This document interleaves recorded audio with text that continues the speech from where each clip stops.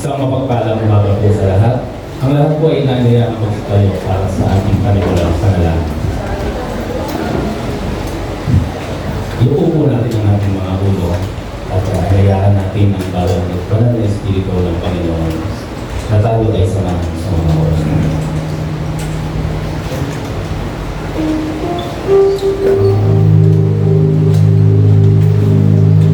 Ama, salamat po sa umagang ito. Sa pag-ibig mo, sa bawat isa sa amin. Napakabuti mo, Panginoon. Sapagkat binigyan mo kami ng panibagong buhay sa umagang ito. Panginoon, samahan mo po kami sa gawain sa umagang ito. Napakadakila mo, Panginoon, sapagkat ipinagalaw mo ang iyong anak upang ang bawat isa sa amin ay makamit ang kaligtasan, katubusan ng mga kasalanan. Ama, salamat po sapagkat sa pag-isimba lang namin sa pagmulat ng aming mga mata ay ipinagkaloob mo na ang blessing na buhay, kalakasan, kasiyahan. Tunay nga pong napakabuti mo. Dapat kang kakilala. Ama, salamat po sa umagang ito. Dahil alam namin na ikaw ang aming papupurihan at pasasalamatan at sasaman. Idinadalangin ko po na ang lahat ng naririto ay iyong pagpalain mula sa mga ama, mga ina, at pamilya narito po. Dinadalangin ko rin po na ang aming mga kapakirang malapit sa mga oras dito at sila'y patulog patigil sa iba ay sa bahay. Ingatan mo sila at gabayan. Nililin ko rin po sa iyo na ang gagamitin mo po ng tao, yung aming pastor na tatayo sa harapan, ay yung pagkalooban ng nalis yung wisdom at may pagkaloob sa kanya ang karunungan at kalakasan upang maihayag ang iyong mabuting balita. Nawa ang lahat ay mapagpala. Gayun din po ang mga astra at mga tututut at aawi ay yung pagkalooban ng kalakasan. Tinayo sila sa lahat ng karamdaman. Lord, at anuman po mga pagsubok ang nararaming sa buhay ng mga isa sa amin. Naniniwala po kami na ikaw ay aming kasama at kami ay iyong gagabayan at tutulungan. Hinihiling ko rin po sa lahat na isurrender natin ang mga sarili sa Panginoon. Pilingin natin sa Panginoon na tayo ay kanyang biyayaan ng kalakasan. Ama, hinihiling po namin sa iyo sa mga oras po ito. Dahil man po ang karamdaman ng bawat isa sa amin ay ulit Panginoon. Maging ito man ay kahinaan, maging ito man ay karamdaman pisikal, kahinaan ng espiritu. Inaanyayahan ka namin na mahanap pumasok sa aming kaloob ito. Linisin mo ang puso ng bawat isa sa amin. Patawarin mo kami sa lahat ng aming nagagawang pagkakasala mula sa aming pag-iisip, mula sa aming pagsasalita, mula sa aming mga gawa. Ama, naniniwala ka na ang lahat ng aming mga kasalanan ay iyong tinubos. Salamat po sa iyo. Salamat po sa lahat ng biyayang ipinagkakaloob mo sa bawat isa sa amin na nagagamit po namin sa pang-araw-araw ng aming buhay. Muli sa iyo po namin isinusuko ang aming mga sarili. Samahan mo kami sa mga oras po nito. At sa mga darating pang panahon sa aming mga buhay. Hinihiling namin sa iyo. Nawa kami ay iyong sama. Salamat po. Ito po ang aming dalangin sa pangalan ng Diyos namin tagapagligtas. Amen.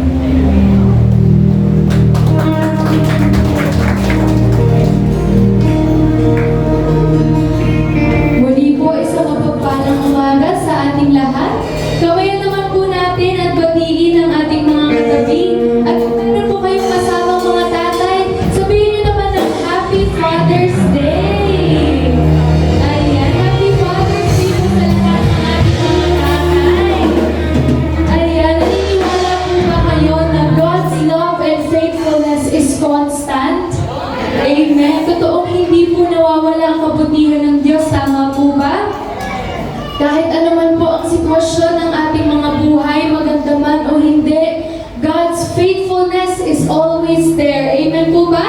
Kaya papurihin po natin ang ating Panginoon at muli, palakpakan po natin siya. Amen and amen. Sabayin niyo po kami pumawi at magpuri sa Panginoon.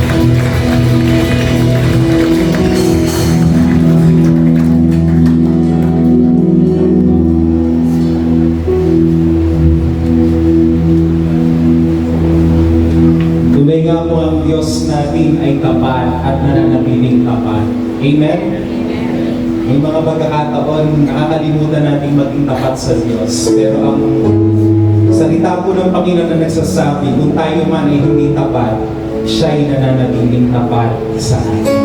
Amen? Tumingin ka sa iyong katabi, sabihin mo sa Kanya, hindi pa tapos ang Panginoon sa iyo. At sabihin mo sa Kanya, ipagpapatuloy yan ng Panginoon hanggang wakas. Amen? Lahat po nang naniniwala na ang Diyos natin ay tapat, pumalakpak sa Kanya ng napakalakas. Paunihan natin siya, sambahin natin siya. Hallelujah! Papuling palakpak sa Diyos. Karapat dapat purihin, karapat dapat sambahin. Patuloy po natin awitan ng Panginoon. Siya'y tapat. Hindi niya tayo pababayaan, hindi tayo iiwan sa alanganing kalagayan.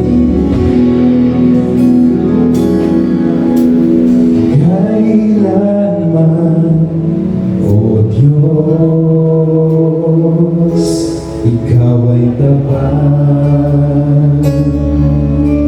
Hindi nagbabago kailanman, O Diyos, pag-ibig mo'y wagas, ito'y walang hanggan.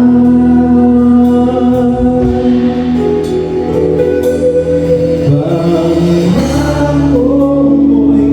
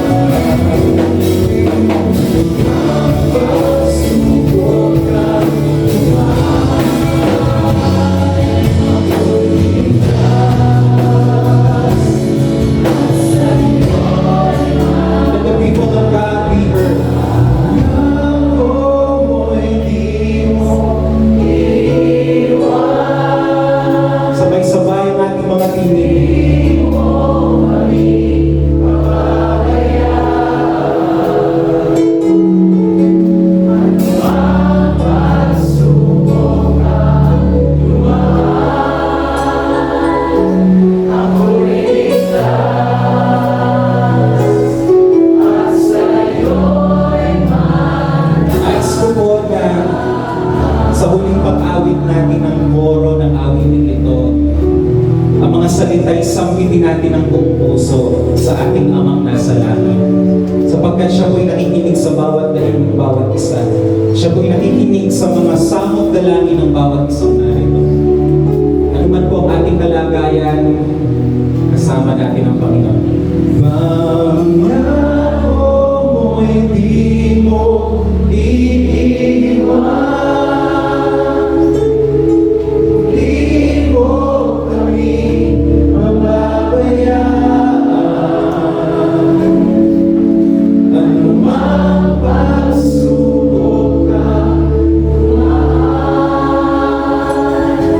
ako'y ligtas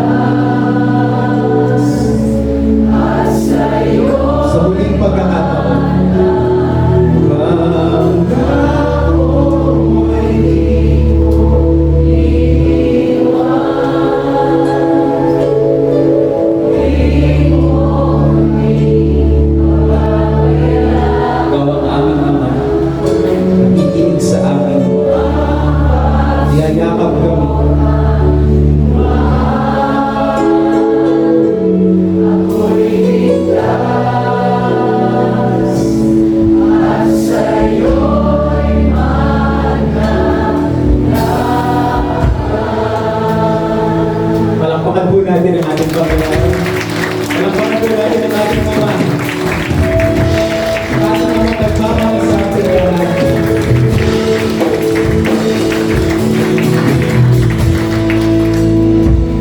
Special po ang araw na ito sapagkat pinagliliwag po natin ang araw ng mga ama, ang araw ng mga tatay, mga makikisig, mapagmahal, mapag-aruga at masunuring asawa. Kaya kung may katabi po kayong tatay ngayong umagang ito o asawang lalaki, pwede mo bang pakibati siya, pakisabi sa kanya, Happy Father's Day sa iyo, kapatid.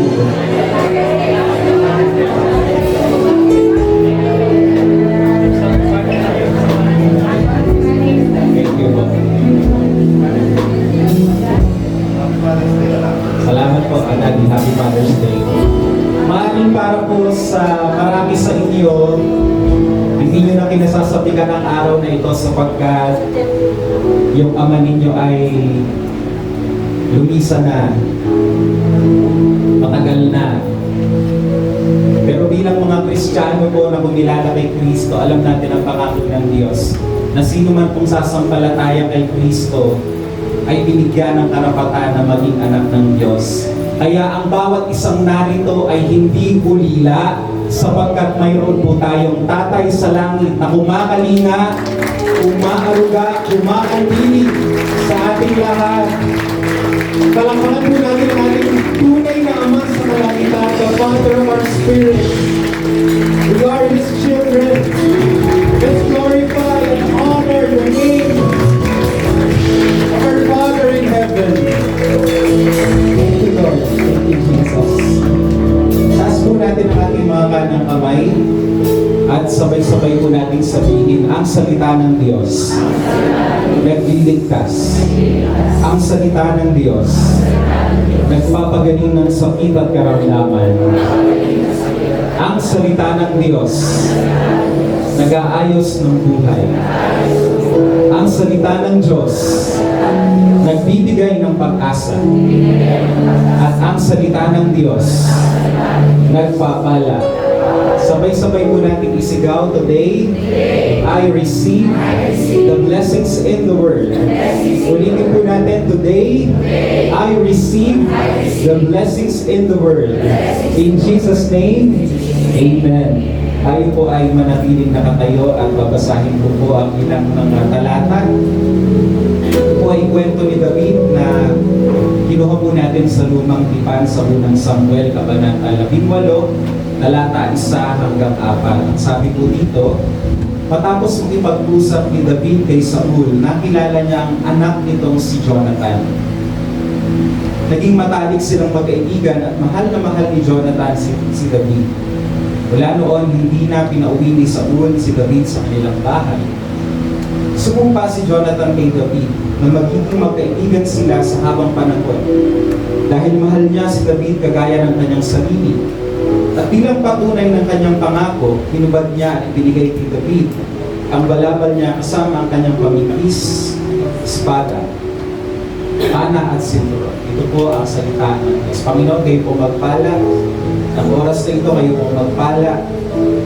Ang pag-aaral na ito, Panginoon, sapagkat sa amin pong sariling dulong at kakayanan ay wala po kaming magagawa. Kaya Lord, pinagkakatiwala po namin sa inyo ang umagang ito. Kayo po ang magwika at naway walang ibang tinig na marinig. Walang opinyon ng tao ang maitaas, kundi ang kalooban at mga salita mo lamang. Salamat po, Panginoon. Ibinubuhos namin ang buo namin pagtitiwala sa iyong mga salitang walang pamanian at hindi nagbabago. Salamat po, Diyos. Ito pong aming dalangin. Sa ngalan ni Jesus, lahat po tayo magsabi ng Amen and Amen. Bago po tayo po, pagdiin po natin ang ating mga katabi. Happy Lord's Day. Happy Lord's Day. Happy na po tayo po, brothers and sisters.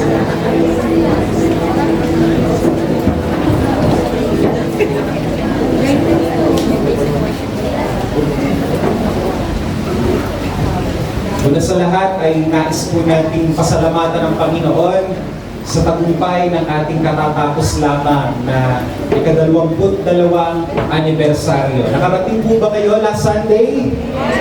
Marami sa atin ay hindi na nagpamipamita ng malapitan sapagkat napakarami pong tao at kung hindi po ako nagkakamali ay nagpadala ang Panginoon ng higit sa 800 na mga mananamba at mga bisita at mga baguhan. Kaya salamat sa Diyos sapagkat napakarami po na nakapakinig ng salita ng Diyos. Kayo po ba'y napagpala ng salita ng Diyos last Sunday?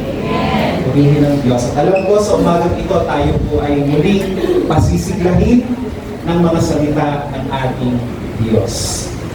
Kapatid, naranasan mo na bang magtiwala ng lubos-lubos sa isang kaibigan?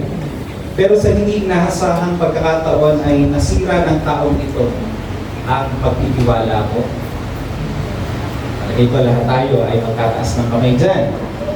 At yan ang dahilan kung bakit nasaktan ka at dahilan kung bakit parang ayaw mo nang magtiwala.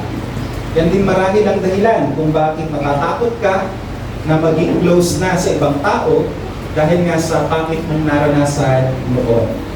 Masakit po talaga kapag yung taong minahal mo, pinagkatiwalaan mo, ay nasira ang iyong tiwala. Ganun po talaga ang nangyayari sa mundo. Mabuti na lamang hindi tayo taga-mundo lang. Tayo ay mga taga-langit din. Amen? At dahil tayo ay mga taga-langit, natural meron po tayong tunay na kaibigan na kailanman hindi po sisirain ang ating tiwala, hindi sisirain ang ating loob kailanman. Ang taong ito, ang personang ito, siya yung klase ng persona na pwede mong ibahagi lahat-lahat sa kanya. At hindi ka matatakot na isiwalat ang lahat ng bagay tungkol sa iyo. Kagaya ng mga tao ngayon, talagang kapag sinabihan mo ng sekreto, sabi mo ka, atin lang yan ha. Pero wag ka, at the following day, sabihin sa isang kaibigan mo, Mare, may kinuwento sa akin, sino ko lang po sasabihin ha? Huwag mong sasabihin, pero hindi mo namamalayan ay alam na ng buong purong ninyo yung nangyari sa iyong buhay at talagang totoo yung tinatawag na marites culture sa ating bansa. Pero hindi po ganyan ang tinutukoy kong katauhan. Hindi po ganyan ang tinutukoy kong persona sapagkat ang taong ito ay mapapagkatiwalaan natin kailanman hindi po tayo ilalaglag. Ang katauhan na ito, ang persona ito, walang iba kundi ang ating Panginoong Jesucristo. Siya ay hindi lamang kataas-taas ang Diyos. Siya ay hindi lamang Diyos na dakila. Siya din ay Diyos na malapit sa atin, isang matalik na kaibigan. Kaya kalbitin mo yung katabi, sabi mo sa kanya, kailangan mo ng kaibigan. At pakisabi sa kanya, you've got a friend. Okay, di ba? You've got a friend. You've got a friend in Jesus. Palakpakan po natin ang Panginoong Jesus. Yan po ang dahilan kung bakit ang pamagat ng message na atin pong pag-aaralan ngayong umaga ay atin pong tinawag, si Kristo, ang matalik mong kaibigan. Ngayon pong umagang ito ay aalamin natin ang mga katangian ni Jesus bilang isang matalik na kaibigan. At sa pag-aaral na ito ay hihiramin po natin ang Old Testament. Kasi alam natin lahat na ang Old Testament po ay salamin ng buhay at ng ginawa ni Kristo. Kaya pag pinag-aaralan natin ang Old Testament, nakikita din natin yung mga tagong katangian ng Panginoon Jesus. At ngayong umaga, gamit po ang Old Testament ay ibubulgar natin ang mga katangian ni Kristo bilang isang kaibigan. Handa na po ba kayo? At nawa po pagkatapos ng mensaheng ito ay mapahalagahan natin si Kristo bilang ating tunay na kaibigan. Pag-aaralan po natin ang buhay ni David sapagkat sa buhay niya, sa kwento niya, ay mapapalitaw natin ang mga katangian ni Jesus bilang isang kaibigan. Sino po sa inyo nabasa na ang kwento ni David sa Lumang Tipan? Kilala niyo ba si David? Baka ang kilala niyo lamang ay si David Blaine na kilalang magsikero. O di naman kaya yung kilalang singer na si David Archuleta.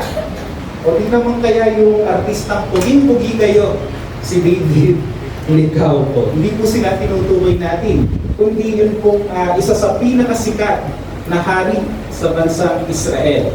Siya yung dating hamak na pastol, na hindi kilala, mahilig maglaro ng tirador, kaya siya yung napili na pumatay kay Goliath gamit ang kanyang tirador. At siya po ay naging hari hindi dahil gwapo siya, hindi dahil makisig siya, hindi dahil magaling siya. Siya ay naging hari dahil niloob ng Diyos na siya ay magtagumpay. It is the favor of God. Meron po tayong kasabihan. Naalala ko kapag nanonood ako noon ng mga documentary patungkol sa martial law, lagi po nilang idinitikip itong motto na ito sa dati nating Pangulo Ferdinand Marcos Sr. Sabi nila, kaya doon nagtagumpay noon ang dati nating presidente ay dahil sa isang babae. Okay, palagi ko kilala niyo na kung sino siya, no? Kaya yung motto na yun ay ganito. Sabi, behind the success of a man is a woman. Mga asawang lalaki, mga tatay, totoo ba yun? Kung katabi ninyo ang inyong asawa, kung ba't ka matagumpay ngayon dahil doon sa kanya. Alright? So, yun po yung pananaw ng maraming tao. Kaya daw natatagumpay ang isang lalaki kasi may babae sa buhay niya na nag-i-inspire. Pero, sa case po ni David, behind his success was not a woman, but a friend. Kaya siya naging successful sa buhay at naging hari kasi meron siya kaibigan.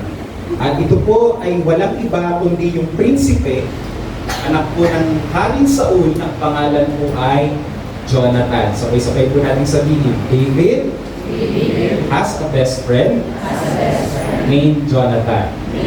So sa case po ni David, it is the motto will look like this: behind the success of a man is a best friend. Kaya ang susi sa tagumpay ay pagkakaroon po ng isang kaibigan. And in our case as believers, we all know na ang kaibigang magdadala sa atin sa anumang tagumpay sa buhay ay walang iba kundi ang ating Panginoong Jesucristo. Kaya tumingin ko ulit sa iyong katabi, sabi mo sa kanya, si Kristo ba'y matalik mo ng kaibigan? Kapag ikaw ay hindi kaaway ni Kristo, o ikaw ay kakampi ni Kristo, kapartido ni Kristo, kaisa ni Kristo, alam nating lahat na tayo po ay tagumpay na. Amen? Punta na po tayo sa ating pag-aaralan talaga ngayong umaga. Ano ba yung mga katangian ni Jonathan bilang isang matalik na kaibigan na siya ring katangian ng Panginoong Jesucristo? Tingnan po natin ang unang katangian ni Jonathan. Number 1, ibinabahagi niya sa kaibigan ang lahat-lahat na meron siya. Kaya mo na nakikita ninyo sa larawan, ibinabahagi ng bata yung kanyang sorbetes na palagi kay Rocky Road yata ito, hindi ako nagkakaroon, o vanilla flavor, binabahagi niya sa kanyang kaibigan. So, ganyan po si David, si Jonathan, bilang isang kaibigan kay David. Lahat ng meron siya, kay David rin. Ano? So, alam ko tuloy yung sikat na patalastas noon. Sinong best friend mo doon? Eh, di ikaw, kaya sila nag-share din ng kanilang mga ari-arian. Bago mo po ipaliwanag ito, konting kwento. So, okay lang ba? Kwento. para mas, alam niyo, mas makita natin yung kahalagahan nitong number 1. Nung ako po ay college, kaya apat si student, hindi ko po namamalaya na wala na pala akong pamasahe pa ulit, naubos na. Siguro sa dami ng mga handouts na pinapapotocopy, namalayan ko, kulang na yung aking pera. At hindi po yun sa unang pagkakataon nangyari, kasi nangyari na rin yun in the past, wala na akong pamasahe. Alam niyo anong ginawa ko? Nag 1, 2, 3 ako. Alam niyo po, kunwari ko ay ginagawa na rin niya, may technique. Doon ako naupo sa likod ng driver, tapos ako yung taga-abot ng mga bayad. Kuya, makiabot nga, hindi akala ng driver, bayad ko. Nakababa ako dun sa may Walter Mark, from area natin area C ng Dasma, hanggang doon po sa may Walter Mark, sasakay na po ako ng bus. Pero nung araw na yun, ako po ay naubusan ng pamasahe. Siyempre ayoko nang mag 1, 2, 3 kasi hindi bagay yun sa Kristiyano, nakakakonsensya din naman. Kaya rinaksan ko yung loob ko, umutang po ako sa kaklase ko na ang pangalan ay Clifford. Hiyang-hiya talaga ako sa kanya nun. Sabi ko, naku, kung mag-alala Clifford, ibabalik ko pa agad yung tiniram kong pamasahe sa'yo. Bukas na bukas din. Sabi sa akin ng kaibigan ko, ikaw naman parang ang others. Kaya nga tayo magkaibigan. We share our blessings to each other. Wow! So napakabait po ng kaibigan kong si Clifford. At alam nyo, yan kung ganyang klase ng pagkakaibigan ay hindi lamang totoo sa relasyon natin bilang mga tao. Yan po ay totoo sa ating ding relasyon kay Jesus. Dahil si Jesus ay kagaya po ni Jonathan.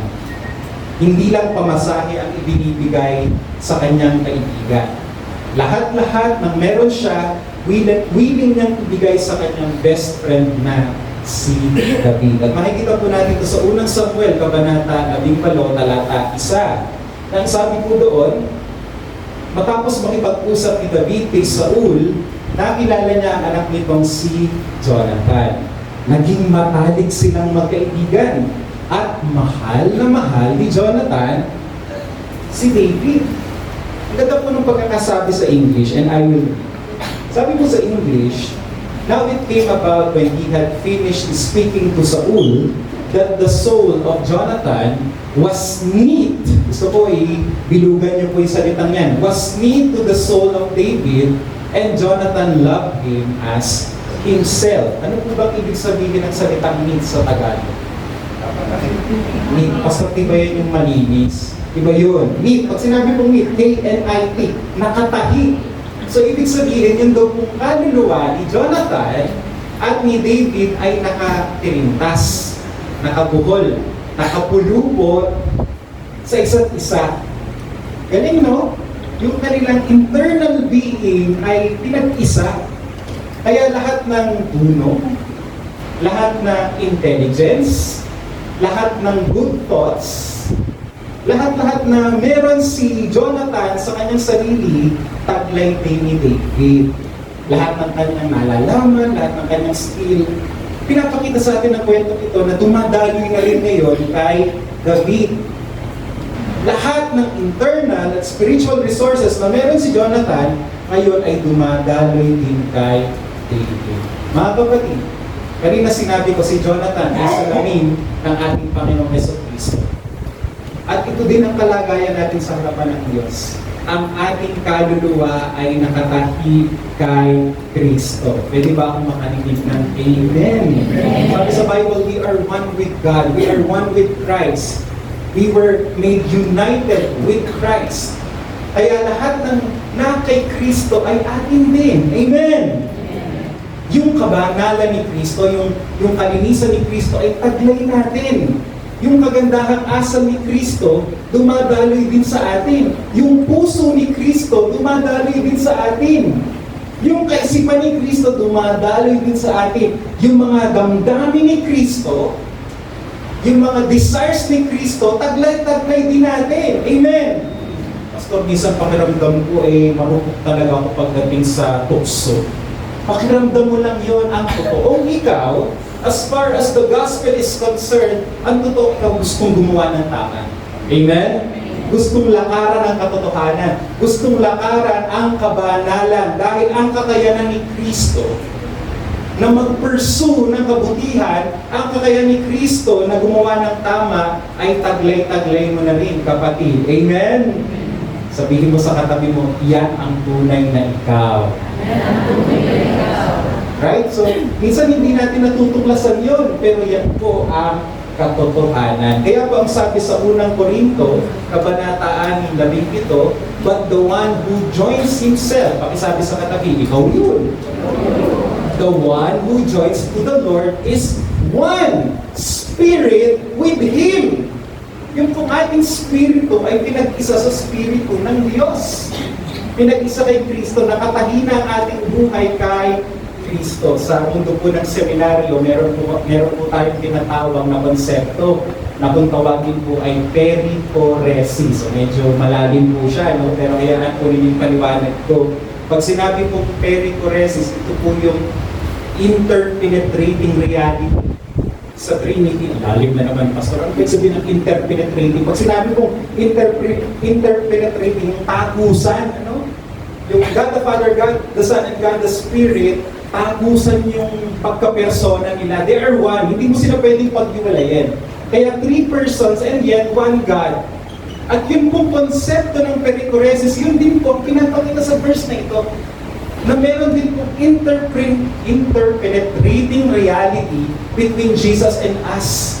Tagus-tagusan yung spirito ni Kristo sa ating spirito, kaya lahat ng meron si Kristo, taglay din natin na yun. Amen. Sabi mo sa katabi mo, ipinaas na ni Kristo ang kalagayan. Dati basura tayo. Tama? Dati patay tayo sa kasalanan. Dati ay may tuturing tayong mga bangkay sa harapan ng Diyos. Mabaho. Dati wala tayong kwenta, yan po ang ating kalagayan. Pero dahil po sa ating pagkakaisa kay Kristo, tayo po ngayon ay tinuturing na buhay. At kung ano ang kalagayan ni Kristo sa kalangitan, yan din ang ating kalagayan ngayon. Amen! Wala na po tayong pake kung ano ang nangyari sa iyo kahapon. Wala na po tayong pake kung ano ang buhay mo dati. Maring nararamdaman mo pa rin yung impact. Maring nararanasan mo pa rin yung epekto ng mga mali mong desisyon in the past. Pero alam mo, nung araw na tinanggap mo si Kristo Jesus, nung araw na nakilala mo ang Panginoong Jesus, hindi na yan ang realidad mo. Ang totoong ikaw ay banal, ang totoong ikaw ay mabuti na at may kakayanang gumawa ng tama para sa ikaluluwalhati ng ating Panginoon. Amen? Kaya salamat sa Diyos si Kristo ang ating kaibigan. Siya ang ating spiritual na Jonathan na ibinabahagi ang meron sa kanyang kaluluwa sa atin. Amen. Praise God. Kaya napakahalaga po ng pag-aaral ng salita ng Diyos. Napakahalaga po ng ginagawa natin na pagdidisipulo sa loob ng ating mga bahay sapagkat dyan, mas lalo po natin natutuklasan kung sino talaga tayo sa harapan ng Diyos. What we can do, what we can accomplish in the eyes of God. Kaya tumingin ka sa iyong katabi, sabi mo sa kanya, bago ka na talaga. Amen? Ang problema po ng maraming Kristiyano ngayon ay spiritual amnesia. Okay, nalilimutan natin kung sino talaga tayo. Ano? Kapapanood sa social media, mas lamang yung panunood ng reels, mas lamang yung pag-tiktok, mas nagiging buhay sa isip natin yung pananaw ng mundo. Ako ay tao lang. Ako ay tawag dito, sadyang marupok. Totoo yun. Pero nung nakilala mo si Kristo Jesus, may kakayanan ka na gumawa na tama. Amen? Kaya ang ganda nung sinabi ni St. Augustine. Sabi ni St. Augustine, grant what you will, O Lord. Ibig sabihin po ni Augustine, yung nire-require ng Panginoon sa kautusan, kaya na natin gawin ngayon. Kasi may bago na tayo. So, amen! Sabi mo sa katabi mo, kaya na natin. Kaya na natin. Lapakan nga po natin ang ating Panginoon. At dahil po tayo sa kwento ni Jonathan at saka ni David. Ang sabi po sa verse 2, mula noon, hindi na pinauwi ni Saul si David sa kanilang bahay. Aba? Tumira na po sila sa isang bubong, ganun sila ka-close sa isa't isa. Ang bahay ni Jonathan, palasyo po yun dahil anak siya ng hari.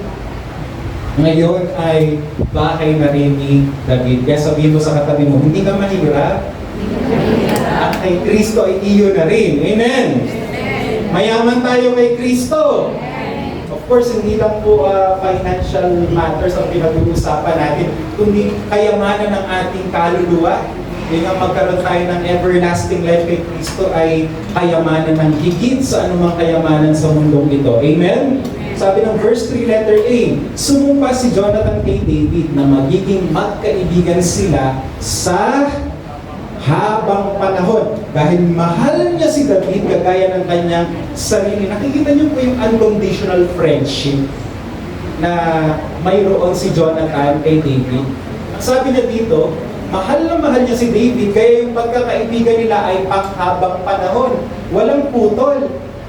Maaring along the way, itong si David ay lumitaw ang kahinaan. Maaring mag-away sila.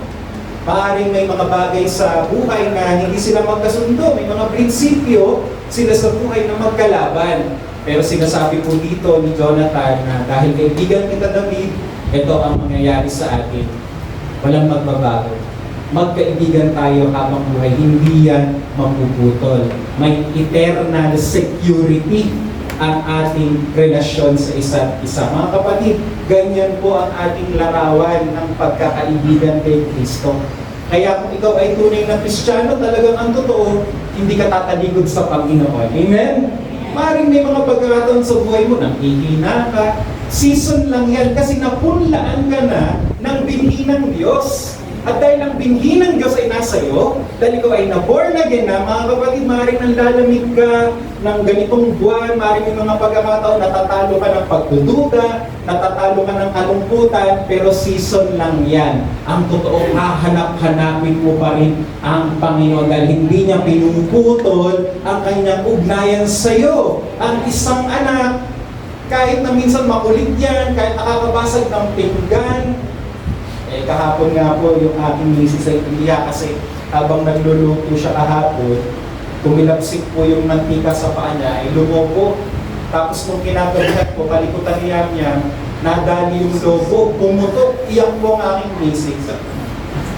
Talagang galit na galit din siya kay Yaman kasi ang likot-likot ba naman. Pero hindi naman po dumating sa point na siya biglang magulang, sinabi niya kay Yaman, ayoko na sa'yo, tatapo na kita, pamimigay kita. Hindi po naputol yung relasyon. Mga kapatid, ganyan din po ang kalagayan ng ugnayan natin kay Kristo. Amen? May pagkakataon, madidisiplina tayo ng Panginoon. May mga pagkakataon, magdadala siya ng mga sitwasyon para tayo matauhan. Sabi ko sa katabi mo, matauhan. Kaya po hindi lahat ng trials ay sumpa. May mga trials minsan. Pagkakasabi, may mga trials minsan na dumadating sa buhay natin dahil wake up call ng Panginoon para tayo ay bumalik sa Kanya at muling magpakainit. Amen? At ito ang katotohanan, pagka ikaw ay naging pagmamay-ari ng Panginoon, wala na yung bawian. At hindi papayag ang Diyos na ikaw ay maligaw sa hinaharap. Kaya anong sabi ni Jesus sa kanyang mga alagad? Sabi ni Jesus, hindi pala sa mga alagad, sabi ni Jesus sa kanyang Ama sa langit, sa aklat ng John, siya'y magkausap, sabi niya, hindi ako papayag na sino man sa mga ibinigay mo sa akin ay mawala at hindi makaranas ng muling pagkabuhay. Kaya, tatapusin ng Panginoon ang magandang bagay na sinukulan niya sa atin. Amen? Ilan sa inyo dito, kilala niyo yung sarili, there was a time na ang active-active mo sa church, then suddenly nawala ka, pero ngayon nandito ka na ulit. Alam mo kung ba't ka na pabalik? Kasi yung banal na spirito ng Panginoon kumikilos sa iyo, kinukonvict ka, yun yung nagpupush sa iyo na manumbalik sa Panginoon. Amen? Kaya ang tunay na naligtas, mananatiling ligtas hanggang wakas. Amen? Praise God. Tignan niyo po ang sabi ng Apostol Pablo sa Philippians chapter 1, verse 6. Ito po ang lagay ng ating buhay Kristiyano. Sabi po sa Philippians chapter 1, verse 6, natitiyak kong ipagpapatuloy. Gusto ko yung pandiwa na yan. Teacher, tama ba yung sinabi ko? Verb, pandiwa. Action word. Natitiyak kong ipagpapatuloy ng Diyos, hindi ng tao. Mas lalong hindi ikaw. Kasi tayo, marupok tayo eh. May mga pagkakataon talaga na on-off tayo. Kaya nakakatuwa yung pangako ng Diyos. Ang sabi niya, natiti akong ipagpapatuloy ng Diyos ang mabuting gawain na sinimulan niya sa inyo. Sino po sa inyo naranasan na yan? Na alam mong niligtas ka ng Panginoon at nagsimula siya ng magandang gawain sa iyong buhay. Lahat tayo, amen? Ito po ang magandang balita. Ang sinimulan niyo sa inyo hanggang sa araw ng pagbabalik ni Kristo ay Kanyang ipagpapatuloy. Palakpakan po natin ang ating kapatang Diyos. Praise God. Kaya kapatid, hindi matapos ang Diyos sa iyo. At ito po'y panawagan sa ating lahat na maging pasensyoso sa isa't isa. Sabihin mo sa katabi mo, pasensya ka. Minsan ako'y naiirita sa iyo.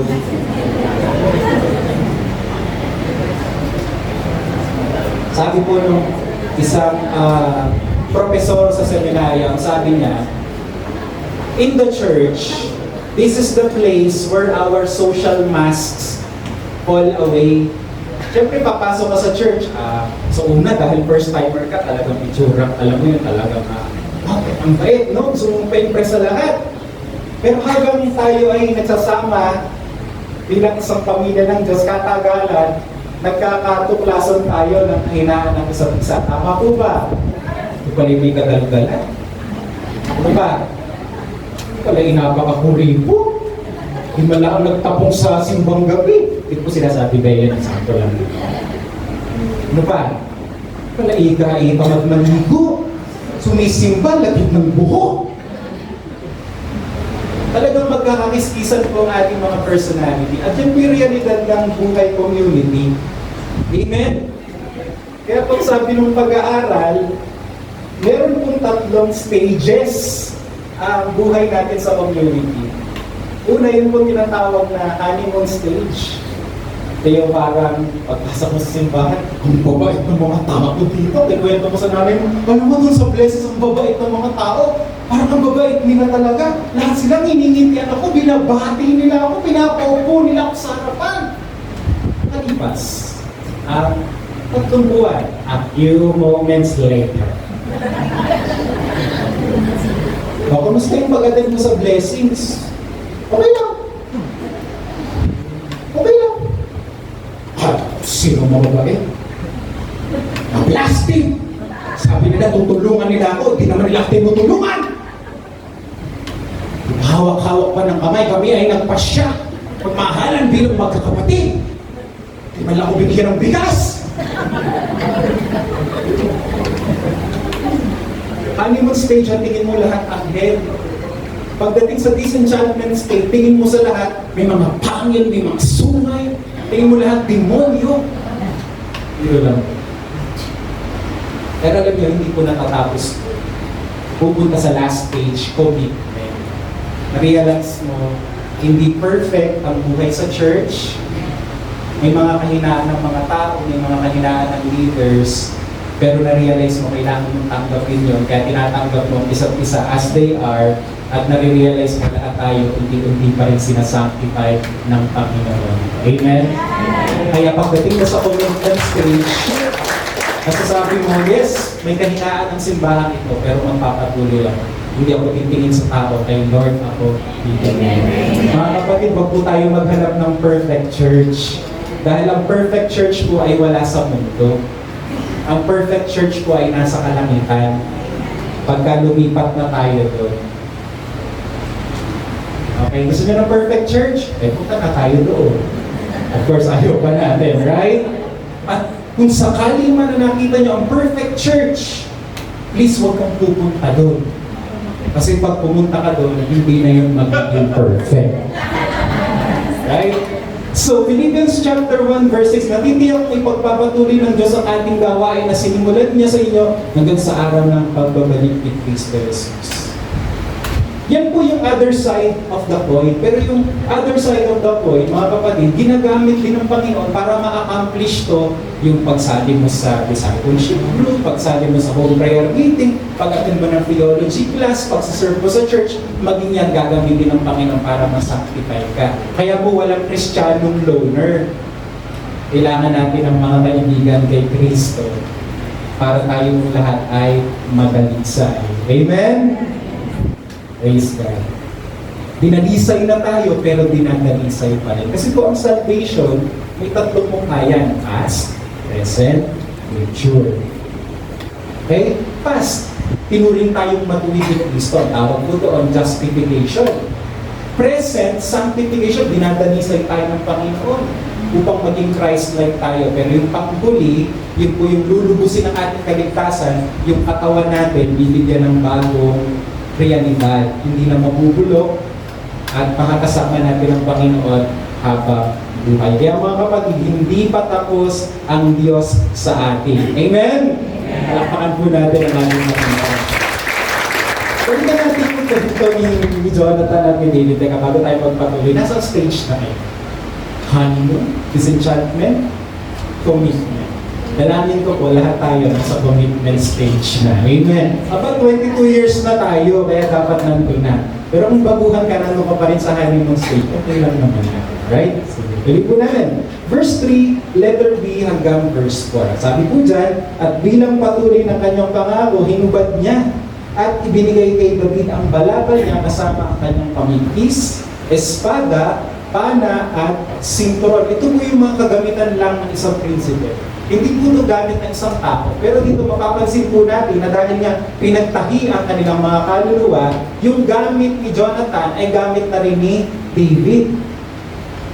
Ibig sabihin, gusto ni Jonathan na si David hindi na lang mag-itsurang pastol na, alam mo yun, tungisin. Kasi alam nga natin lahat na si David, ang background po niya ay pastol po sa parang. Ano ba itsura ng pastol sa parang? Siyempre, amoy tupa, ano pa, marumi yan, ano? Maaaring putikan ang sandalyas niya. Pero dito po sa pagkakataong ito, sabi ni Jonathan, gusto ko kung anong forma ko, yun din ang forma mo. Okay? Dapat kung ano ang fashion ko, yun din ang fashion mo. Mga kapatid, yan po ang ginagawa sa atin ng Panginoon. Ginagawa tayo Christ-like. Hindi po yan mangyayari overnight. Ano po? Pero sa patuloy po natin pakikinig ng salita ng Diyos, sa patuloy pong pagdadalisay sa atin ng banal na Espiritu, sa patuloy po na pagsali natin sa mga ganitong gawain, nangyayari po ang realidad na yan sa ating mga buhay. Amen? Praise God. Kaya sabi po sa Romans chapter 8, verse 17, at kung mga anak ay mga tagapagmana rin, mga tagapagmana ng Diyos at mga kasama tagapagmana ni Kristo. Wow! Alam natin lahat na nagmamahalan ang Diyos Ama at Diyos Anak. At lahat po ng nasa Diyos Ama, pinamana niya kay Kristo. Now, nung araw po na tayo nakipag-ugnayan kay Kristo. Ugnayan na ba kayo kay Kristo? Amen. Nung araw na kayo nakipag-ugnayan kay Kristo, lahat ng tinanggap ni Kristo sa Ama, ngayon nasa iyo na. Amen! Ang ref ni Kristo ay ref mo na din. Ang ari-arian ni Kristo ay ari-arian mo na rin. Lahat ng mga spiritual resources niya, mga gifts ni Kristo, dumadaloy ngayon sa buong iglesia. Kaya mga kapatid, walang Kristiyano na dapat magpahuli pagdating sa pagpapagamit sa Diyos. Amen? Bawat isa po sa atin may maiaambag. Sabi mo sa katabi mo, kailangan ka dito. Sabi mo sa nasa likod mo, hindi ka et sa puwera. Kaya dito po sa ating church, pantay-pantay lahat. Amen. Hindi tinitingnan mayaman, mahirap, Cebuano, Ilocano, Tagalog. At ano dati? Grabe naman. Dito, Brother J, mukhang patama ito ng dati sa'yo. Hindi daw natin ganyan sa kulay ng balat. Kasi po yan po si Brother J. Kabiruan po talaga. Talagang minsan napapagtripan niya yung mga mapuputi sa kusina. Dito ba si anyway. Atin na lang yan. Alright. Ang point po natin, tayo po ay magkakapatid talaga. Tingnan niyo ang inyong mga katabi. Sabihin mo sa katabi mo, teka, bago niyo sabihin, sige, tingnan niyo muna lahat ng katabi ninyo. Sige, sa likod, sa kaliwa, sa kanan. Lahat ng nakikita niyo ngayon, kapatid mo na. Amen! Kaya sabihin mo sa katabi mo, kamukha talaga kita. At sabihin mo sa kanya, in na dito. And listen to this, lahat po tayo ay nasa journey. Tayo po yung mga pilgrims. We are on our way to heaven. At tayo po, magkakaiba ng stage pagdating sa ating pilgrimage towards heaven. Merong newbie, merong matagal na, merong mature na, merong minsan mature, minsan hindi, pabago-bago. Okay na, yung urong sulong. Ano pa man po ang stage natin sa buhay Kristiyano, we need to be patient with one another. Amen? At kung sa tingin mo yung kapatid mo hinahuli, aakayin natin. Hindi ka kapatid, aakayin kita para hindi ka mahuli. Kaya mga kapatid, I hope dito po sa church na ito, walang nag-feeling out of place. Yung na-OP ka, ano? Tayo po ay magkakasama. Kaya kung may nakikita kang kapatiran, palagi nag-iisa, nandun sa sulo, sinusulo niya yung pagkain ng boy bawa. Eh, tropahin mo lang, sabihin mo, meron ako dito sugo, share tayo. Dapat ganun. Amen? Alright, so walang mahuhuling, walang etsa puwera, lahat po tayo ay magkakasama kay Kristo. Okay, alam niyo na sa point number 1 pa lang ako. Oras na ba? Baka ako'y mapahaba. May oras na. 10:15. Sige, kaya pa. Okay, nasa point number 1 pa lang talaga ako. 1 Samuel chapter 20 verse 13. Sabi dito, galit na galit si Saul kay Jonathan. Sinabi niya, isang Aksuail! Okay? Alam kong kinakampihan mo si David, ipinahiya mo iyong sarili at ang iyong ina. Kasi kapag si Saul, ang tingin kay David ay kalaban. Kasi nababalita na si David yung papalit kay Saul. Kaya matindi yung kanyang galit kay David. Eh, ang problema, yung anak ni Saul na si Jonathan, best friend si David. Right? Verse 31, habang nabubuhay si David na anak ni Jesse, hindi ka magiging hari. Kaya kunin mo siya ngayon at dalhin sa akin para mapatay ko siya. Wow! Putulin mo na yung pakikipagkaibigan mo kay David at dalhin mo siya dito kung talagang anak kita. Kung talagang mahal mo ako. Suko ko yung kaibigan mo, papatayin ko siya. Verse 32, nagtanong si Jonathan, bakit po ba siya kailangang patayin? Ano po ba ang ginawa niya? Verse 33, pero sinibat ni Saul si Jonathan, kaya nalaman, pero sinibat ni Saul si Jonathan, kaya nalaman niya na disidido ni Saul na patayin si David. Napansin po ninyo, willing mamatay si Jonathan for David. Nandun yung akusasyon, nandun yung galit ni Saul. Pero ito kung si Jonathan, pinagtatanggol niya. Sabi nga po natin, pinagtatanggol. Siya yung mediator. Siya yung namamagitan. Siya yung nagre-represent kay David sa harapan ni Saul. Siya yung lawyer, siya yung attorney, sinasabi niya, ano? Ay, you sent itong taong to, is righteous. So yung judgment na ng tatay niya, na dapat sana kay David pupunta, kay Jonathan pumunta, kaya nung papatayin itong si David, makikita po natin, ang tumanggap ay si Jonathan. Yung matinding galit ni Saul ay sa kanya po nakikita. He was willing to die for David. And this is the picture of the gospel. Meron po tayong mediator. We all deserve to die. We all deserve to go to that place of torment and destruction. Pero meron po tayong best friend sa lahat na nagtatanggol sa atin at sinasabi sa harapan ng Diyos Ama, ang tao ito ay inosente. Ako po ang tingnan ninyo. Ang meron ako, nasa Kanya na rin. Ang kabanalan ko'y kabanalan na rin. Mga kapatid, yan po ang ginagawa ng ating high priest sa langit. Dinideclare niya sa harapan ng kalangitan, sa harapan ng Diyos Ama, na tayo po ay righteous. Sabi po ni R.C. Sproul, isang theologian, sabi niya, the most destructive emotion in the world is guilt. Guilt, shame. Ayoko na muna magsimba. O bakit naman? Away kasi kami mag-asawa, parang kakahiya kayo. Hanapin ko muna yung sarili ko. 2 years, hinahanap ang sarili ko. Grabe na nangyari. The most destructive emotion in the world is guilt. Kapatid, ang Diyos ay hindi bahagi ng problema. Ang Diyos ang solusyon sa problema. Kaya ba't ka lalayo kay Lord? Dapat lalo ka pang lumapit. Amen. Dahil ang maglilinis sa'yo, magtatama sa'yo, ang magbabalik sa'yo, ang Diyos din.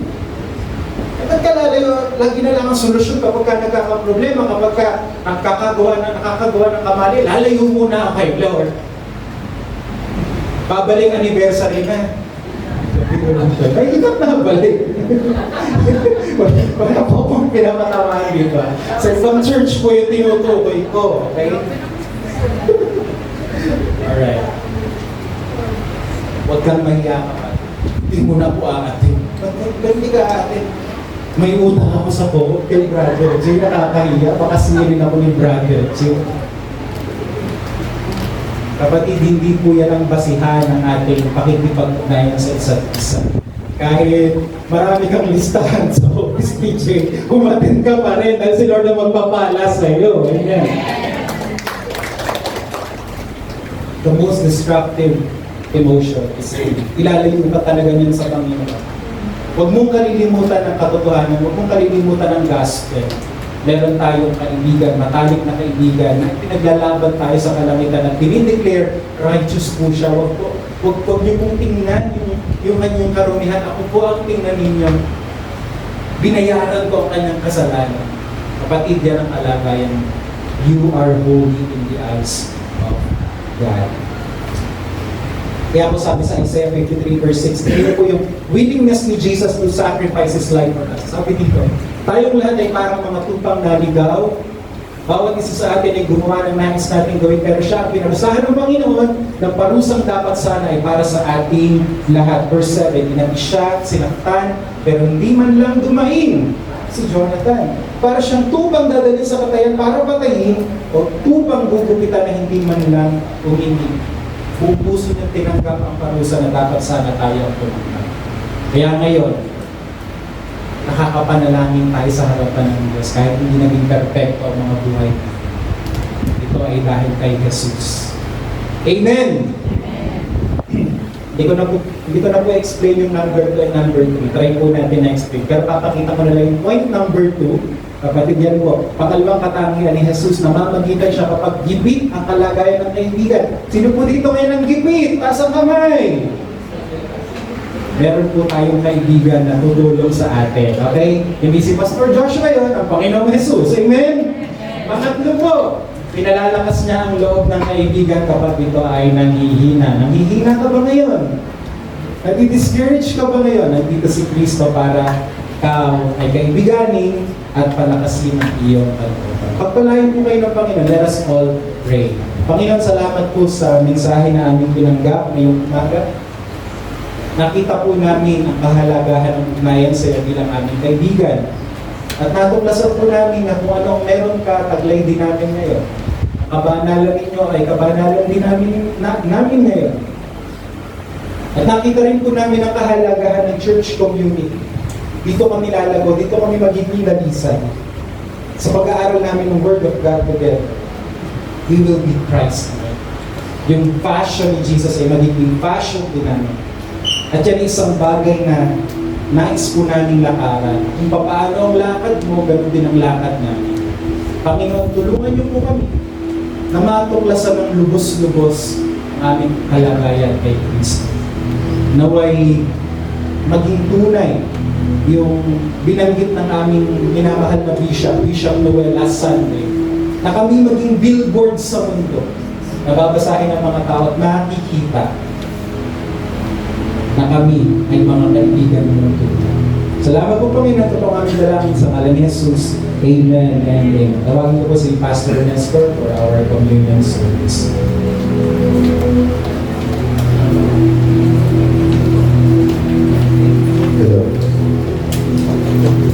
Tayo po tayo mga kapatid, ito po ay handa ang communion element.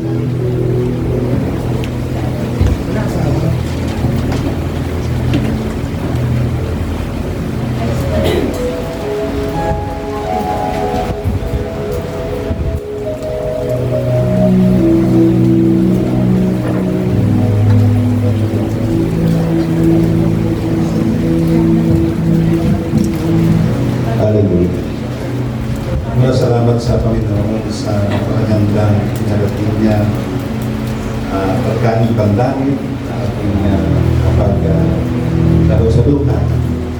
Pagkatanggal itong kalipunan ay tinatawag na isang bigig, isang mula. Tapos ba kayo? Sa pagkakataon ito, I want to invite you to look at the cross. Wooden cross.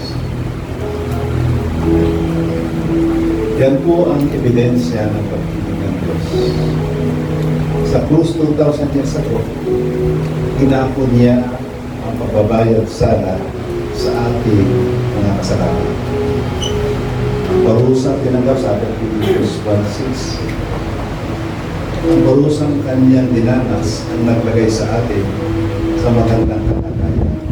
Tayo ngayon napabalik mula sa kalikasan ng pagiging magsalanan, gabago tayo. Nagkaroon ng reversal, dating makasalanan, ngayon sa harapan ng Ama, tayo ay mga karama. Kaya sa'yo, tagapin po natin ang simbolo ng katawagan ng pusa.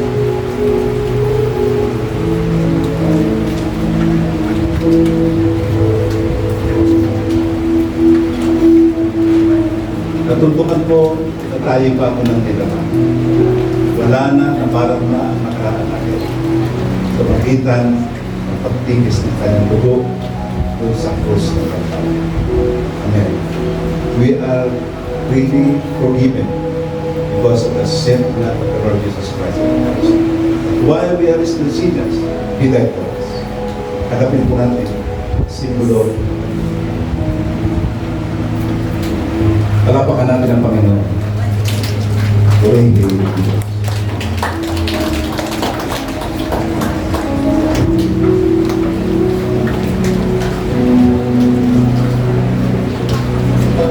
Amen. Purihin po ang Panginoon. Alam ko po na ang bawat isa sa atin ay lubos na nagpapala na naman ngayong umaga. At oras na po upang ating pong muling magbitin, sambitin ang ating pong kami ay nagpasya. Kami ay nagpasya. Kami ay nagpasyang magmahalan bilang magkakapatid. Ang isa ay para sa lahat, ang lahat ay para sa isa. Ang lakas ng isa ay lakas ng lahat. Ang kahinaan ng isa ay kahinaan ng lahat. Kami ay nagpasyang magtulungan sa hirap at ginhawa. Ang bawat isa ay hugutan namin ng lakas. Kami ay nagpasyang sama-samang lumago bilang mga anak ng Diyos sa pangalan ni Jesus. Amen. Kakaupo na po tayo. Welcome po natin ang ating pong mga bagong kapatid na ngayon lang po nakadalo sa ating pong gawain. Hinahayaan ko po na tumayo pag tinawag ko po ang inyong pangalan na namili po kayong nakatayo.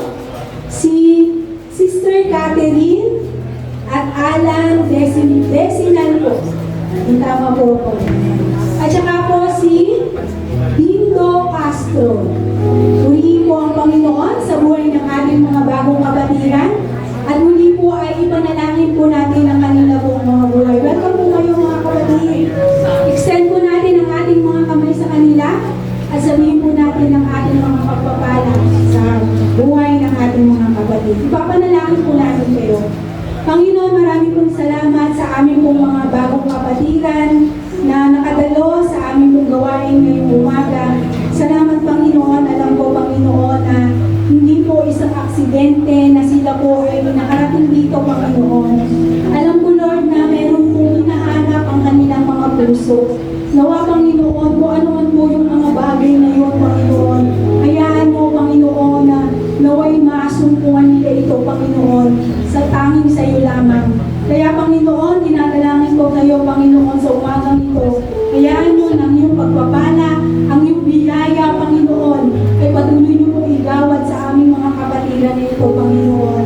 At nawa Panginoon, hindi ito ang katapusan, kundi ito ang simula Panginoon ng kanilang pagdalo dito sa amin Panginoon, dito sa aming pamilya Panginoon. Salamat Panginoon, patuloy mo silang pangunahan at anuman Panginoon yung mga dala nila Panginoon ng problema na sila ay pumunta dito. Panginoon, alam mo Lord Ngayon pa lang, Panginoon, sinagot mo na ang mga bagay na yun, Panginoon. Kaya maraming pong salamat. Ito pong aming dalangin na may pagpupuri sa pangalan ni Jesus. Amen. Nakaupo na po kayo. Talagang na muli sa aking pong gawain. Yan. Meron po tayong, dahil special po ang araw na ito, binabati po natin ng Happy Father's Day po ang bawat tatay na narito. At meron po tayong video presentation para po sa mga tatay.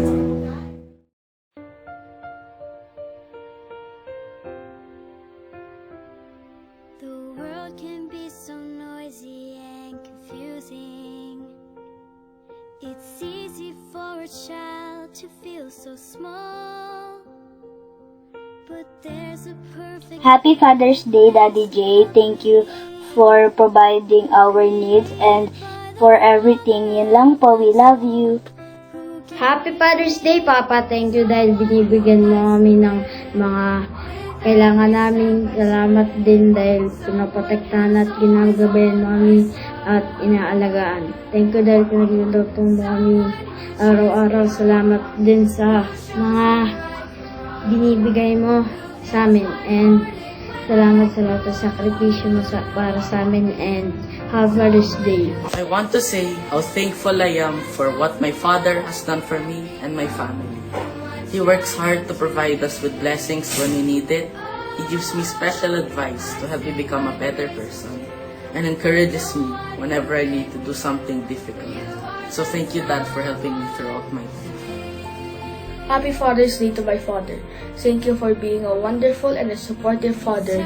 Thank you for what you have done for us in this family. Thank you for giving us the protection, safety, and everything that we need for this family. Hi, Daddy. Happy Father's Day. I love you. Thank you sa food. Thank you sa pag-alaga sa amin. I love you. Father's Day, we are beyond grateful and thankful to have you as our Father. Thank you sa never-ending love, care, and support mo sa amin ni Cloud.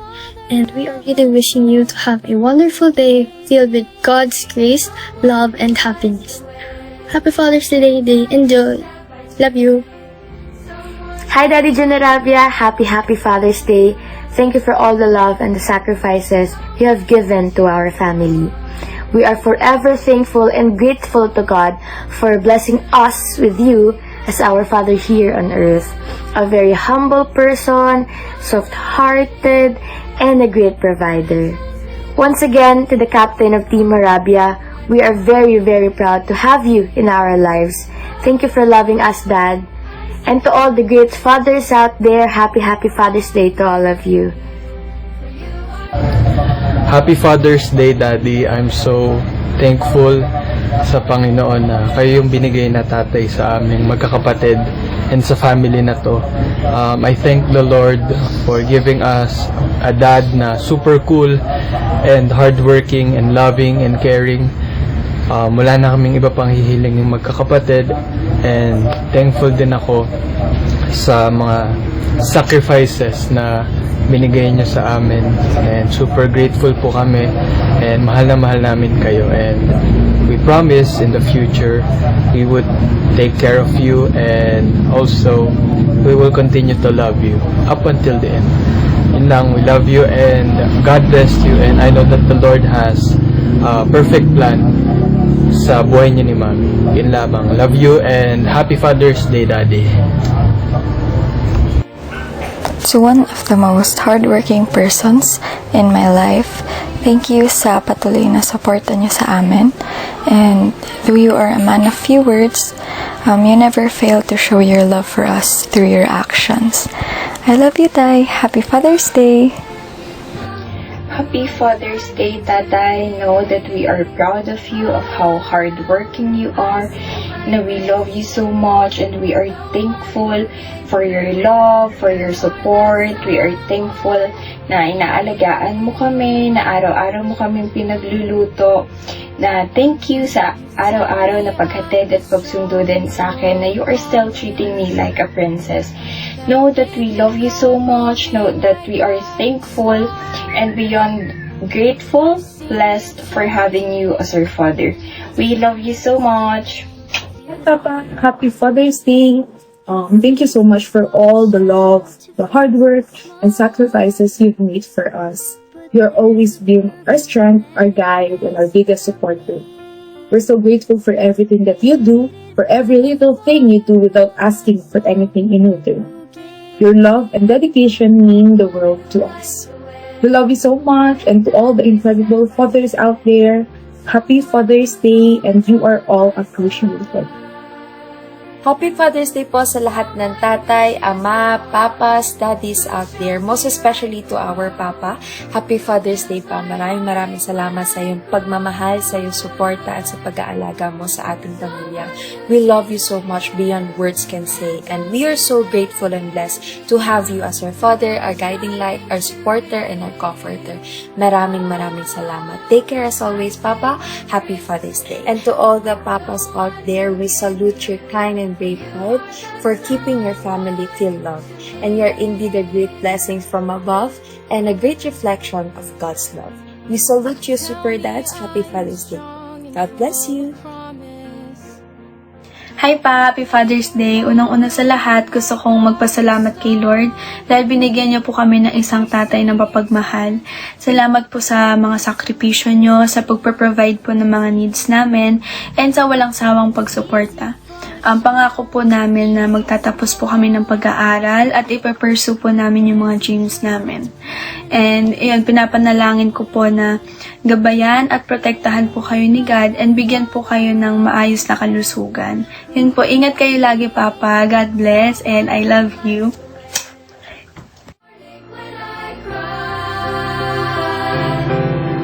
Someone who takes my hand and tells me that I can become who I'm striving to be.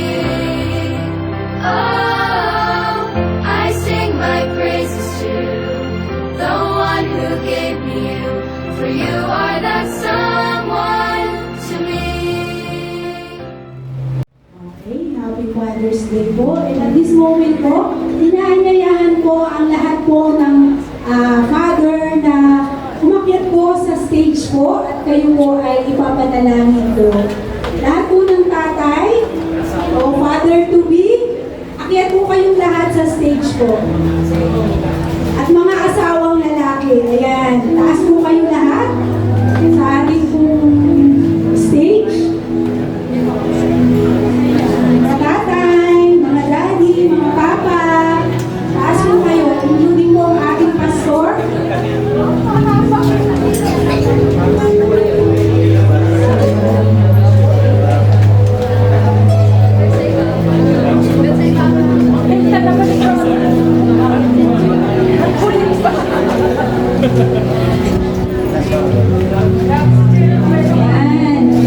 pala natin tatay.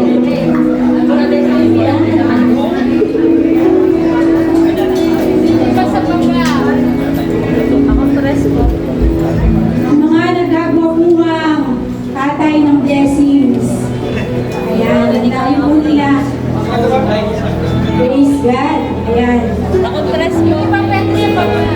Yung iba po pwede po dito sa ibaba. Kung medyo ano lang po tayo dyan, pwede rin po dito sa baba. Bayang makanil. Ayan. Ayaw nila. Gusto nila lahat. Ayan. Sinabi sa stage. Walang makala. Ayan. Mahirap naman. Ayan. Inaanyayahan po namin si Madam Mary na manalangin po sa ating pumamalan. Salamat sa ating Panginoon. Panginoon, sa sandaling ito, kami po'y lumalapit sa iyo na may kababaan po. Lumalapit po kami na sa iyong biyaya. Alam mo kasama. Ikaw ang Diyos na lalo magtataguyod sa mga tatay. Bigyan ko po pagkalaan sa baba mo po sa tuwinang anointing power sa mga tatay nito. Gamitin mo po silang pagpapala sa kanilang pamilya at palawakin mo ang kanilang panghanap buhay upang sila ay lalo makasipag sumusuporta sa inyong banal na gawain. Sa sangging ito, alam mo kayo magsasanctify sa kanilang buhay dahil nais mo ng buhay na may kabango. Kaya sa dala nito, bigyan may special faithful family. Idinideclare ako mula sa araw na ito at sa susunod pang mga panahon na gagawa sila for your glory para ang matangkad ay ikaw sa kanilang mga buhay. Salamat po at hinihiling ko po mahabang buhay, proteksyon, at i-revive mo kung may mga karamdaman, wala na ang karamdaman. Sapagkat ikaw ang Diyos na healer ng bawat isa. My Lord, thank you. At alam kong habang nasa lupa sila, i-enjoy po niya ang pagpapala na galing sa iyo. Kaya salamat po at alam kong marami pang Father's Day idadagdag sa kanilang buhay. Binabalik namin sa iyo muli ang papuri sa salamat. And we say to God, in Jesus' name we pray.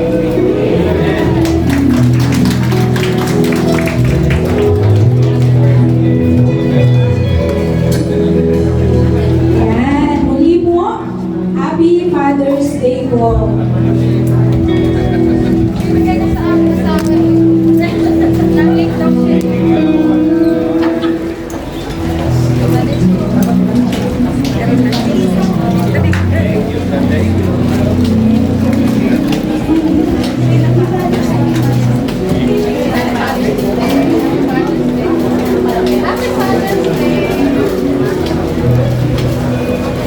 Ayan, nakita natin ang ating mga nagagamuhang mga tatay ng blessings. Proceed na po tayo sa ating pong mga announcement.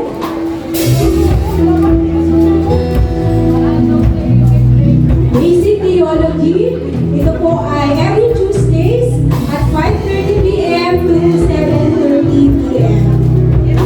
Ang Sunday School po natin at 9 a.m. to 11 a.m. para po ito sa mga bata ages 3 to 12 years old. Kaya yung mga anak po natin, ating pong encourage palagi na sila po ay dumalo ng ating pong Sunday School. Ang weekly youth fellowship every Saturdays via Zoom at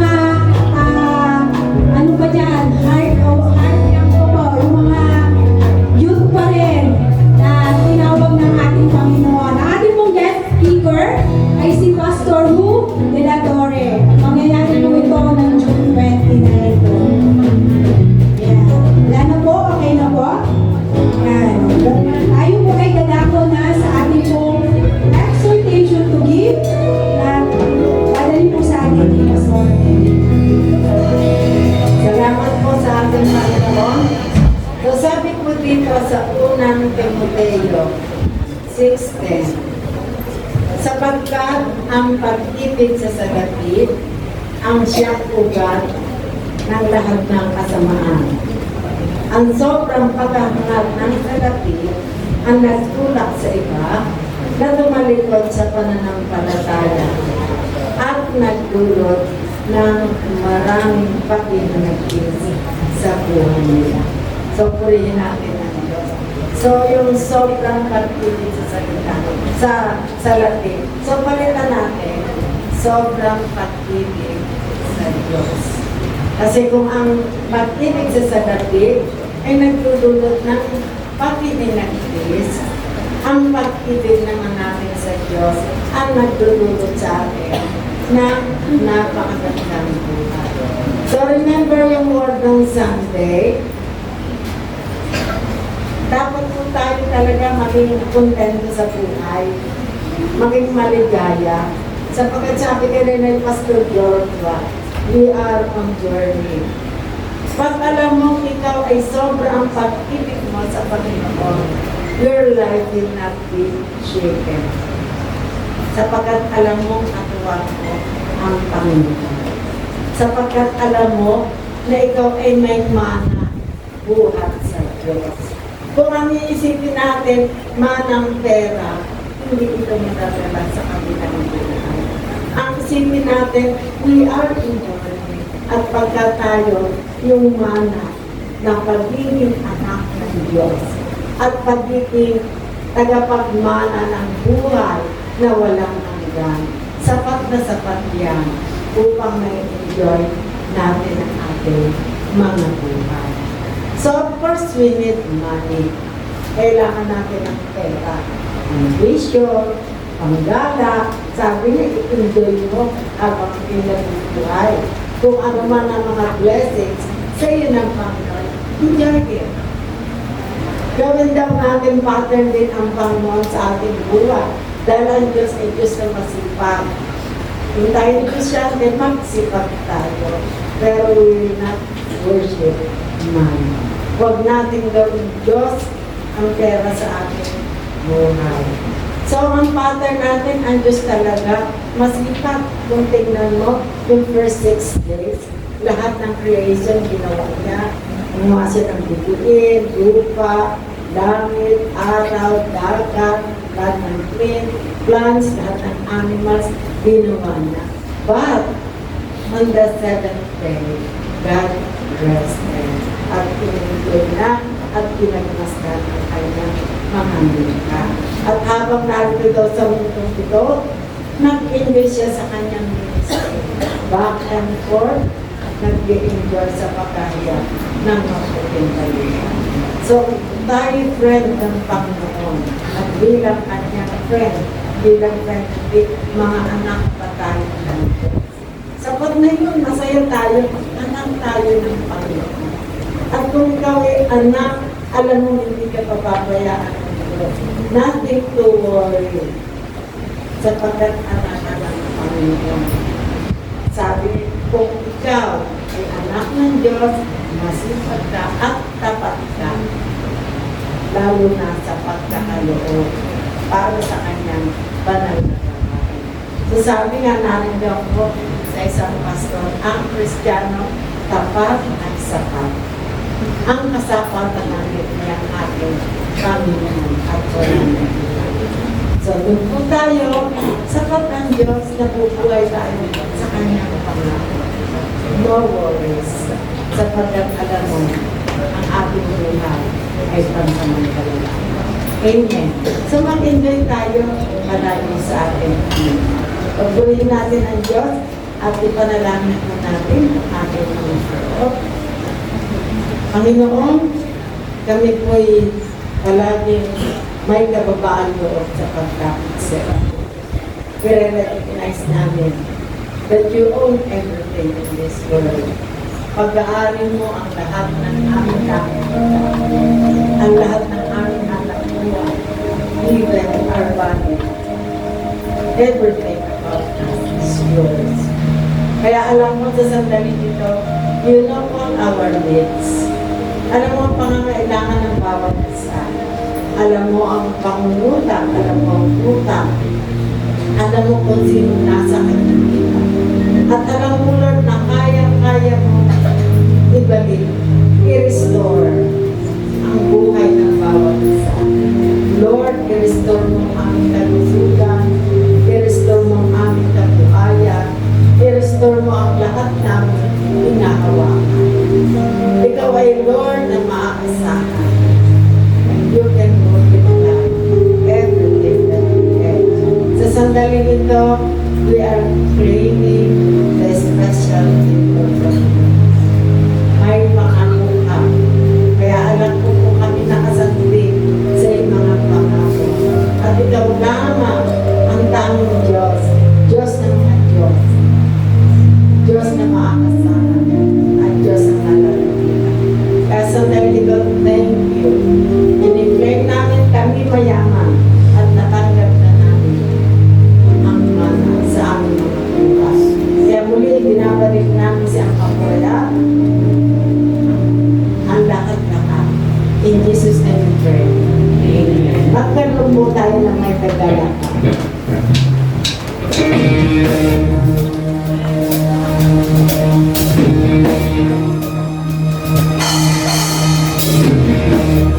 Kayo po tayong lahat.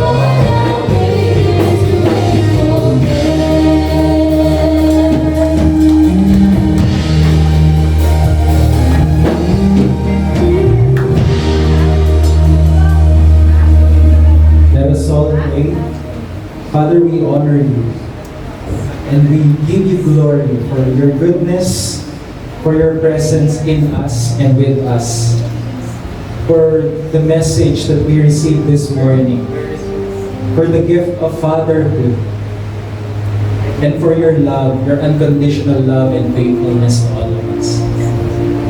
God, I pray that you will let your people experience your sovereign care every day of their lives. May the love of the Father, the grace of the Lord Jesus, the fellowship of the Holy Spirit be with you all. In Jesus' name we pray. Amen. Amen. See you next Sunday. God bless you.